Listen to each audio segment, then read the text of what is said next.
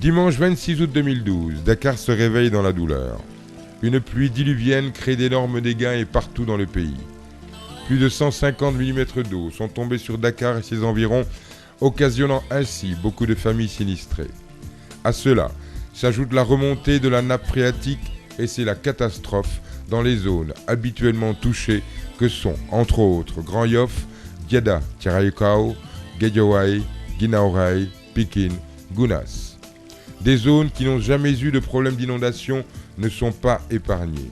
Cette catastrophe cause des pertes en vie humaine, enfants noyés dans les eaux fétides par-ci, murs effondrés sur des habitants désemparés par-là. La désolation se répand sur tout le pays avec ses effets induits comme l'insalubrité, la maladie et des milliers de familles sans toit et livrées à elles-mêmes. De fortes précipitations sont abattues aussi sur Touba, 135 mm, Taïf, 149 mm, Fatick, 140 mm, Guinguinéo, 132 mm et surtout Dakar, 156 mm et cela en 2 heures de temps seulement. Tout le gouvernement s'est mobilisé.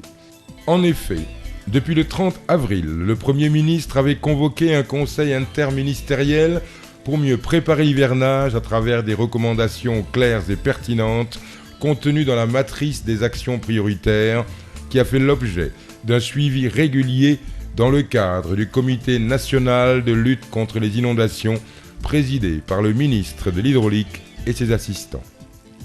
L'exécution de ces actions a permis d'atténuer considérablement l'impact de la pluie exceptionnelle du 26 août, notamment sur la route nationale 1 où les travaux importants avaient été réalisés avant l'hivernage pour permettre une évacuation rapide des eaux pluviales.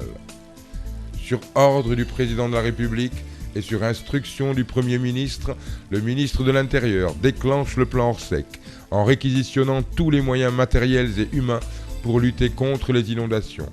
Vivres, motopompes, moyens humains et matériels sont mis à la disposition des services devant circonscrire cette catastrophe. Les populations sinistrées sont installées d'urgence dans les lieux scolaires. L'hôpital Philippe Maguilène Senghor évacue ses malades. Le CICES est ouvert pour accueillir les personnes sans abri. Devant cette rude épreuve, la réaction du calife général des Mourides ne s'est pas fait attendre. Il débloque la somme d'1 milliard de francs CFA en guise de contribution à l'effort de l'État dans le domaine de l'assainissement. Des milliers de Sénégalais contribuent à cet effort national d'aide et de secours aux populations sinistrées. Les médias se mobilisent. Le Premier ministre Abdoul Mbaye visite les lieux inondés et prend la décision de mettre en œuvre les premières mesures d'urgence. Face à l'ampleur des dégâts, le président de la République écourte sa visite de travail en Afrique du Sud et dès son arrivée à Dakar, il décide de la suppression du Sénat et dans la foulée décrète l'application du plan Orsec et se rend en pleine nuit sur les zones inondées. J'ai décidé de soumettre en procédure d'urgence un projet de loi constitutionnelle pour la suppression du Sénat. Les ressources prévues pour cette institution, près de 8 milliards, seront ainsi préliminairement consacrées, entre autres, à la solution des inondations. Tous se mettent au travail, de nuit comme de jour, et œuvrent pour soulager les maux des populations sinistrées. Pompiers et secouristes défilent dans les quartiers. La solution à ces récurrentes inondations, particulièrement à Dakar, devrait provenir du plan directeur d'assainissement qui est en cours de finalisation, mais aussi du plan de drainage de Dakar qui prévoit d'importants ouvrages structurants.